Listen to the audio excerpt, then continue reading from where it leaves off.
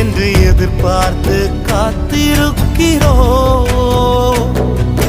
நீர் சொன்ன வார்த்தைய பிடித்துக்கொண்டு, நீர் சொன்ன வார்த்தைய பிடித்துக்கொண்டு உங்க முகத்தைய நோக்கி இருக்கிறோ.